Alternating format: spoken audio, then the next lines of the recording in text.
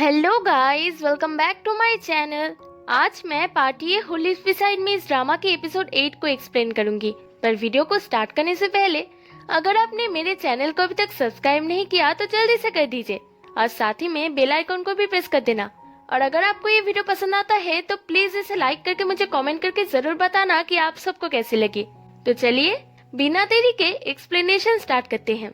वो सब लोग जब एक साथ डिनर करने जाते हैं तब फूड देखते ही उन लोगों का मुंह उतर जाता है, क्योंकि मिस्टर शू ने सब वेजिटेबल्स ही ऑर्डर दिए थे, उनमें कोई मीट नहीं था।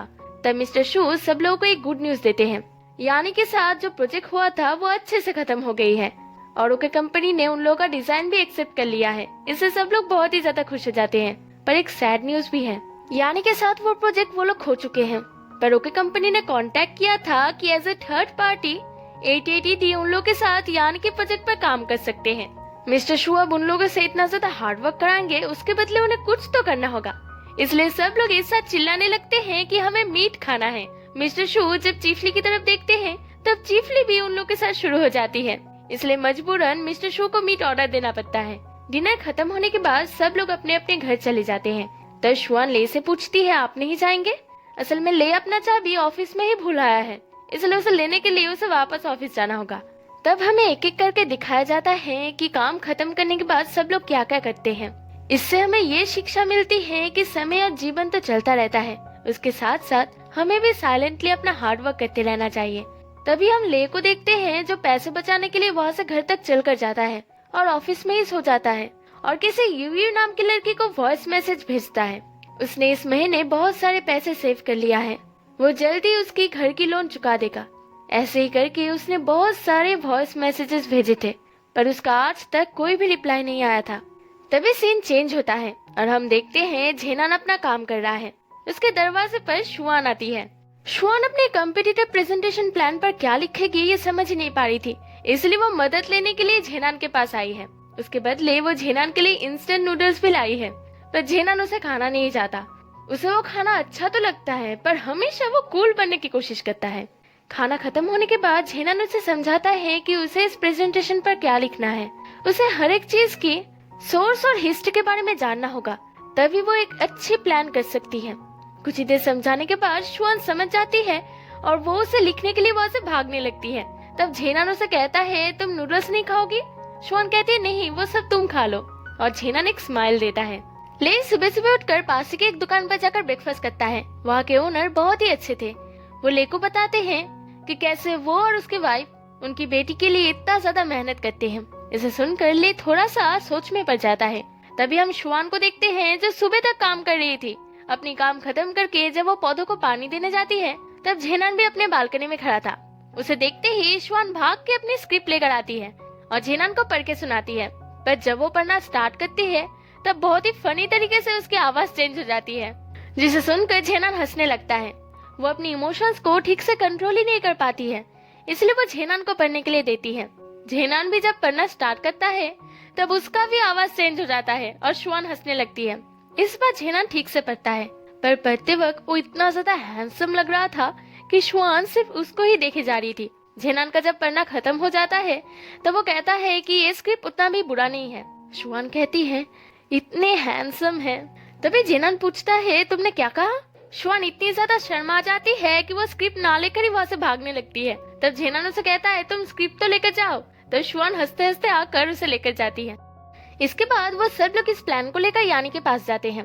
यानी को दूसरी कंपनीज ने भी बहुत सारे प्लान्स भेजे थे, पर तब भी यानी ओके कंपनी और 8880 के साथ ही कोऑपरेट करना चाहती है, क्योंकि इन लोगों का प्लान सबसे अच्छा है। यानी जब झेनान के साथ हाथ मिलाने जाती है तो शुआन एक्साइटमेंट में उसके साथ हाथ मिला लेती है। वो लोग आज बहुत ज्यादा खुश थे, इसलिए शुआन सजेस्ट करती है कि वो सब लोग अब एक साथ प्लेग्राउंड जाएंगे। ऐसे कपड़ों में प्लेग्राउंड जाना ठीक आइडिया नहीं है, पर शुआन का इतना मन है इसलिए वो लोग मान जाते हैं। छिंग झेनान को अपने साथ नहीं ले जाना चाहता था, वो शुआन के साथ अकेला ही जाना चाहता था, पर शुआन झेनान के हाथ पकड़कर उसे खींचते खींचते वहाँ पर लेकर जाती है। छिंग खड़ा रहकर सोचने लगता है उसने क्या सोचा था और क्या हुआ। वहाँ पर जाते ही शुआन रोलर कोस्टर पर चढ़ना चाहती थी। वो और छिंग तो बहुत ज्यादा एक्साइटेड थे, पर हमारा झेनान जब रोलर कोस्टर को देखता है तब डर के मारे उसका हालत खराब हो जाता है। छिंग जब शुआन को अपने पास बैठने के लिए बुलाता है तब वो लोग शुआन को हील्स पहने हुए अलाउ नहीं करते हैं। तो शुआन उनसे रिक्वेस्ट करती है कि क्या वो बेयरफुट वहाँ पर जा सकती है, पर तब भी वो लोग उसे अलाउ नहीं करते। जेनान सोचता है शुआन नहीं जा पाएगी तो उसे भी मौका मिल जाएगा, वो भी नहीं जाएगा, पर शुआन उसे जबरदस्ती भेज देती है और छेंग और जेनान का तो मुंह देखने लायक था। ऐसे ही एक एक करके शुआन किसी भी राइड पर नहीं चढ़ पाती और उधर वो दोनों अकेले ही एंजॉय कर रहे थे। जेनान भी धीरे धीरे इसे एंजॉय करने लगा था और बेचारी शुआन अकेली खड़ी रहकर फूल रही थी। फाइनली जब शुआन डिसाइड करती है कि वो फेरिस व्हील पर चढ़ सकती है, तभी कहाँ से मिस्टर शू ने कॉल करके ऑफिस बुला लेते हैं, क्योंकि कल ही यानी शूट करने वाली है, इसलिए उन लोगों को बहुत सारा प्रिपरेशन करना होगा। बेचारी एक राइड करने का मौका मिला था, वो भी हाथ से गया। शुआन जब पैकिंग करते करते अपनी माँ से फोन पर बात कर रही थी, तब जेनान दरवाजे पर शुआन शुआन कह के पुकार रहा था। जेनान की आवाज सुनते ही उसकी माँ उससे पूछती है, तुम्हारे दरवाजे पर एक लड़का है, इसका मतलब क्या तुम दोनों? तब शुआन कहती है, मैं अभी आपको ये समझा नहीं सकती, और वो जल्दी से फोन कट कर देती है।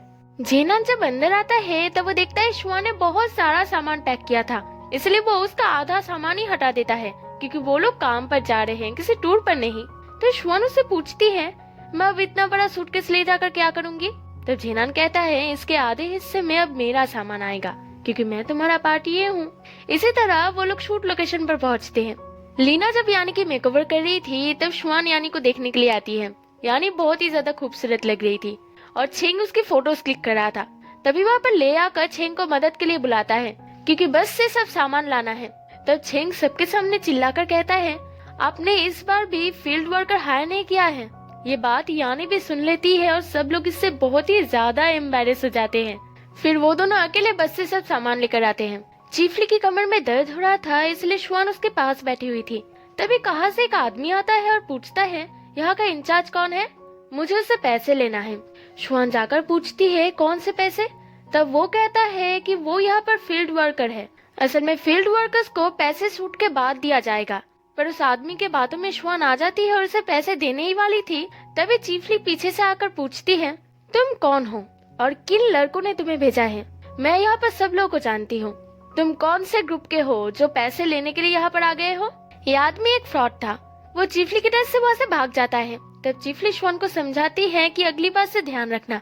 इसके बाद शूट स्टार्ट होता है। शूट के दौरान सब लोग बहुत ही ज्यादा मेहनत करते हैं और यानी तो इतनी ज्यादा खूबसूरत लग रही थी।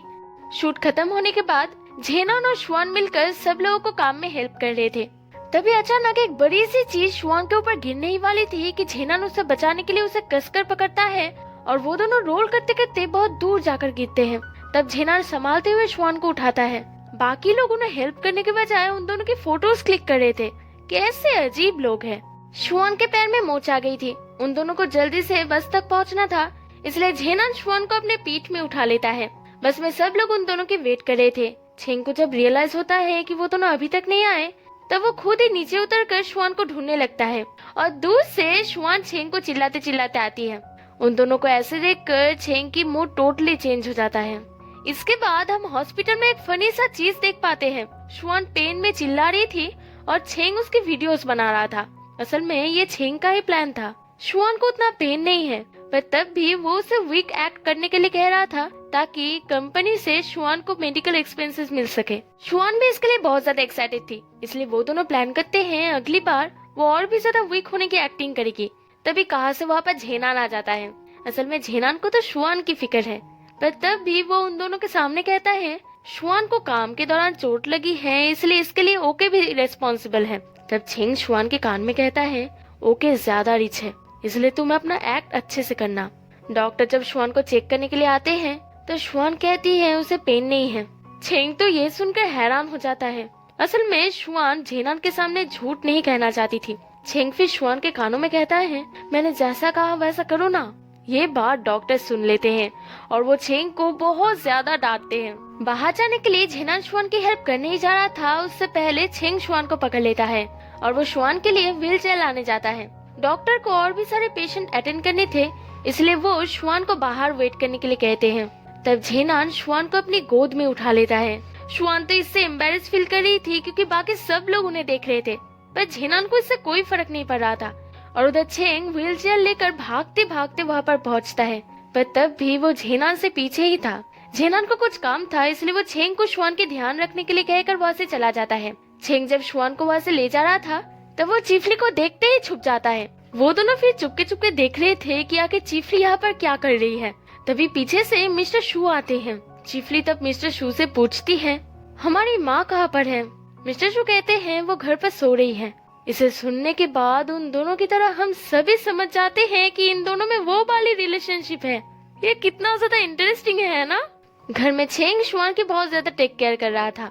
वो घर जाने ही वाला था, तभी दरवाजे पर कोई आता है। छेंग जब दरवाजा खोलता है तब हम झेनान को देख पाते हैं। झेनान तो छेंग को वहाँ पर देखकर बहुत ज्यादा गुस्सा हो जाता है। और इसी के साथ ये एपिसोड एंड हो जाता है। आगे के एपिसोड में और भी क्या क्या धमाल होने वाले हैं ये जानने के लिए मेरे साथ बने रहिए। जल्दी मिलते हैं नेक्स्ट पार्ट के साथ।